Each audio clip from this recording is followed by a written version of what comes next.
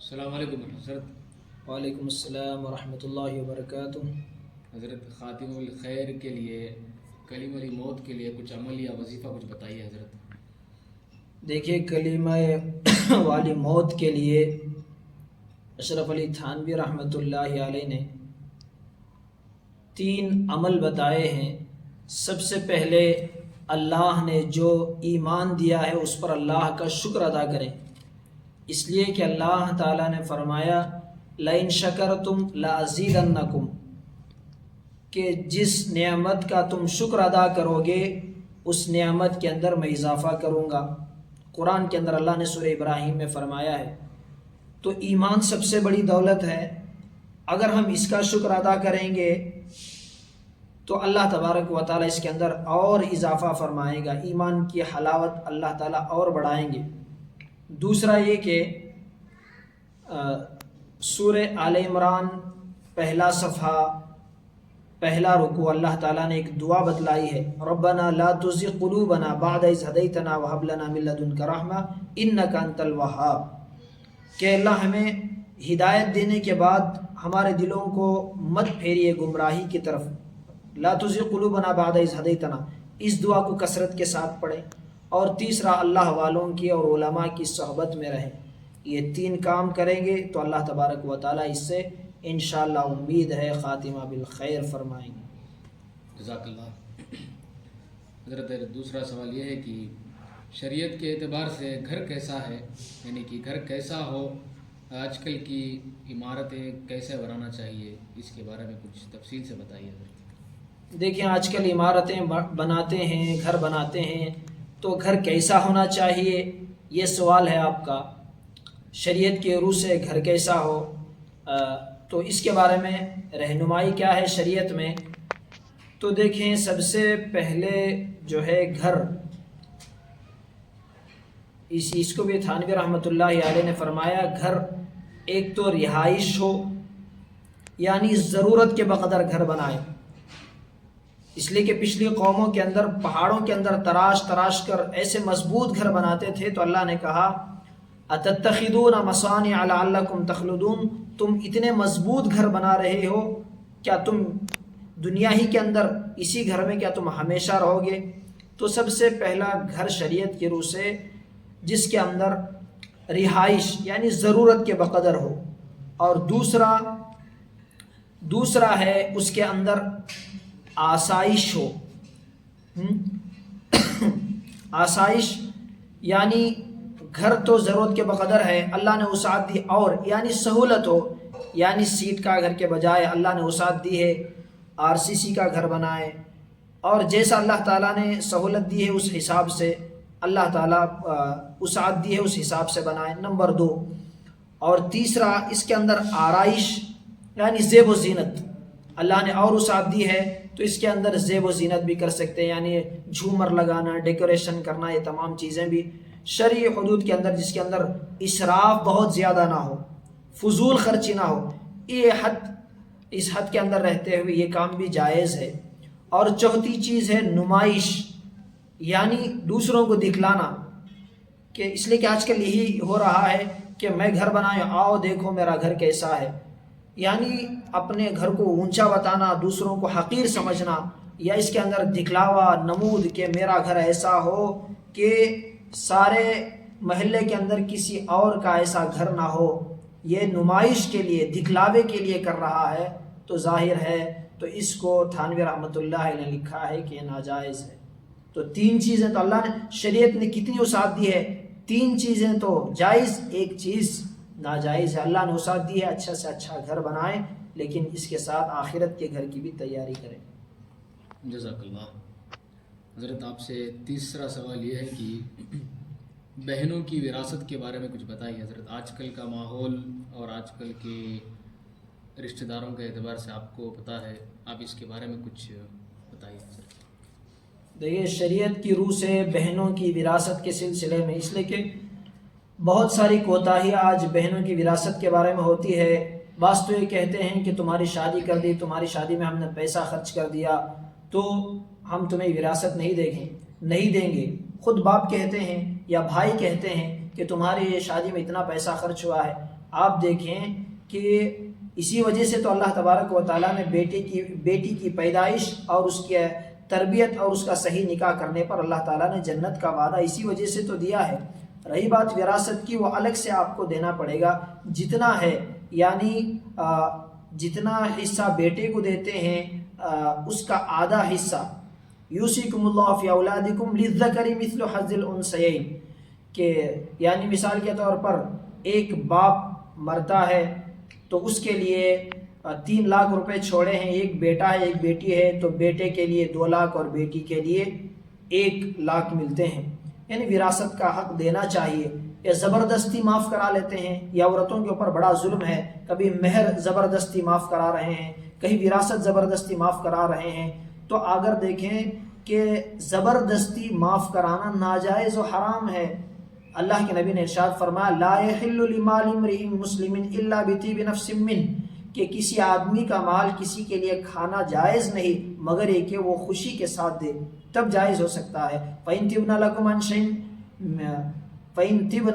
عَنْ شَيْءٍ مِّنْهُ نَفْسًا فَكُلُوهُ ہنیئا مَرِیٰ، قرآن نے بھی کہا کہ اگر وہ خوشی سے مہر دے دیں، خوشی سے اگر اپنا حصہ چھوڑ دیں تو تب خوشی کے ساتھ کھا سکتے ہیں۔ لیکن آپ خود غور کر کے دیکھیں کون سی بہن ہے آج جو خوشی کے ساتھ اپنا وراثتی حق معاف کر رہی ہے؟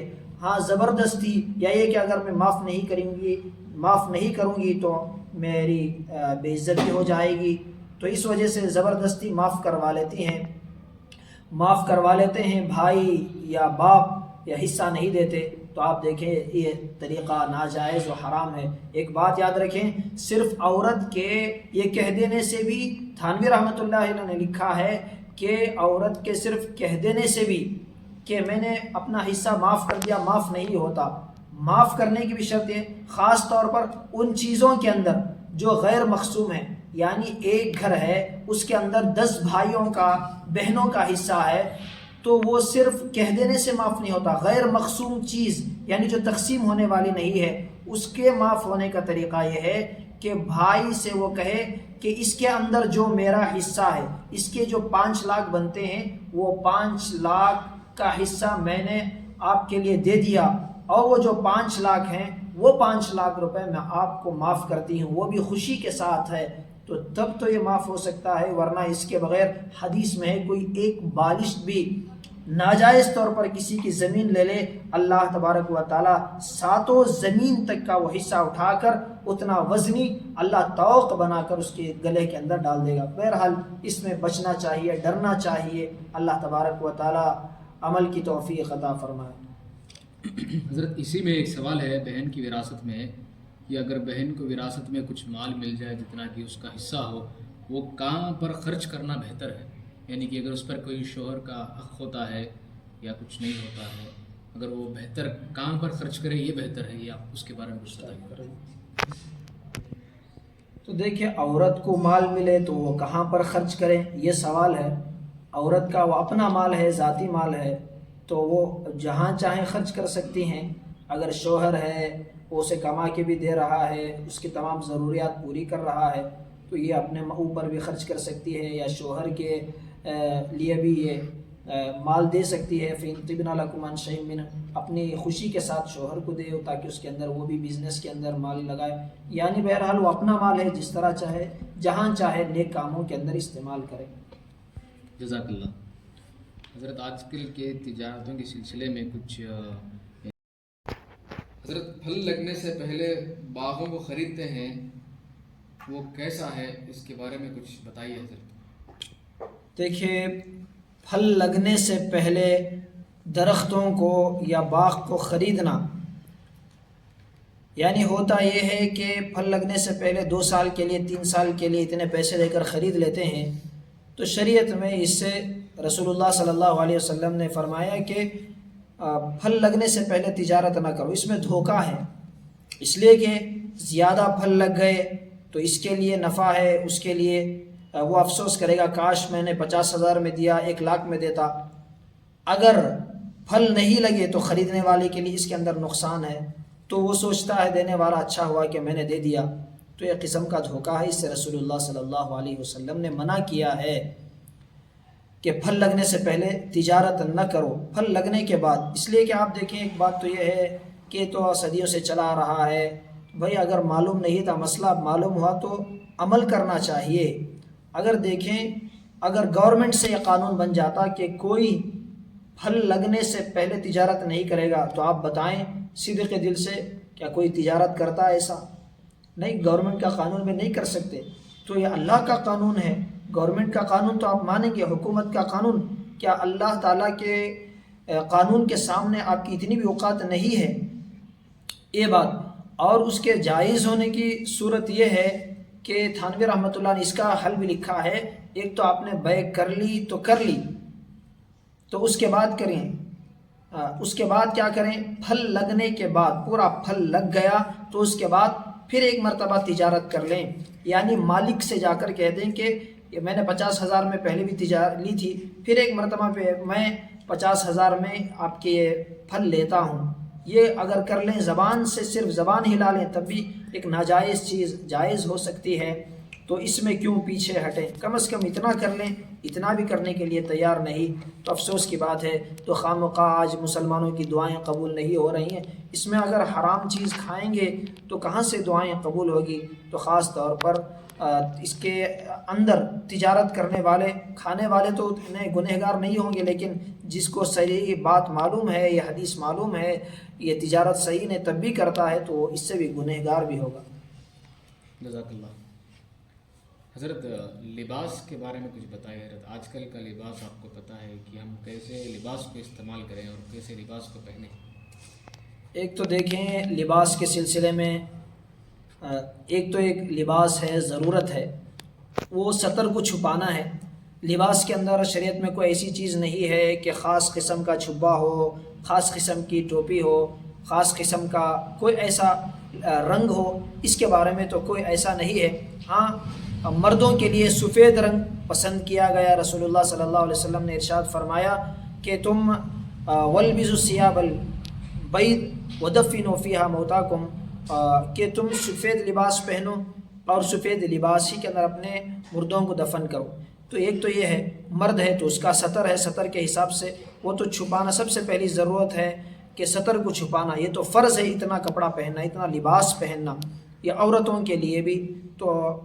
اور دوسری بات یہ کہ آسائش، یعنی اتنا کپڑا پہننا، ایک تو سطر چھپانے کے بغیر کپڑا پہننا یہ تو فرض ہے، اور دوسرا یہ کہ اتنا کپڑا پہننا، ایسا کپڑا پہننا جس سے مثال کے طور پر کسی کو کاٹن کا کپڑا ہو یا ایسا کپڑا پہننا جس سے جسم کو راحت محسوس ہوتی ہو، یہ بھی جائز ہے، ایسا کپڑا بھی پہن سکتے ہیں.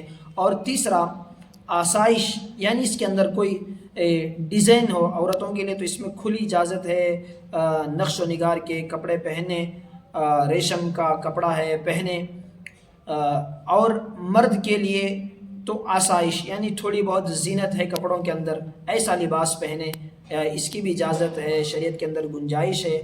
ہاں اس کے اندر بھی نمائش جائز نہیں ہے، یعنی ایسا کپڑا پہننا جس سے لوگوں کو حقیر سمجھنا اور اپنے آپ کو بڑا سمجھنا، تو اس سے ایسا لباس پہننا جائز نہیں ہے. ایک تو لباس پہننے کی ایک وجہ یہ کہ اچھا لباس پہنے، یہ نیت ہو کہ میں لوگوں کی نگاہوں کے اندر حقیر نہ سمجھا جاؤں اس لیے، یا اپنے آپ کو اچھا دکھوں میں اس لیے، یا یہ کہ کسی کے سامنے جا رہے ہیں، کئی مقدس جگہ میں ہیں، اس وقت میں اچھا لباس پہنے، اچھا سے اچھا، تو اس میں بھی کوئی حرج نہیں. جیسا کہ حج عمرے پر جاتے ہیں، نبی کے روزے پر جاتے ہیں، اچھا عمدہ لباس پہن کے جاتے ہیں، یہ نبی کی تعظیم میں، تو اس میں بھی کوئی حرج نہیں ہے. یہ چیزیں ہیں. لیکن میں نے کہا کہ کوئی اس لیے کہ ایک صحابی نے پوچھا یا رسول اللہ میں یہ چاہتا ہوں کہ میرا جوتا اچھا ہو، یہ میں لباس اچھا ہو، کیا یہ بھی تکبر ہے؟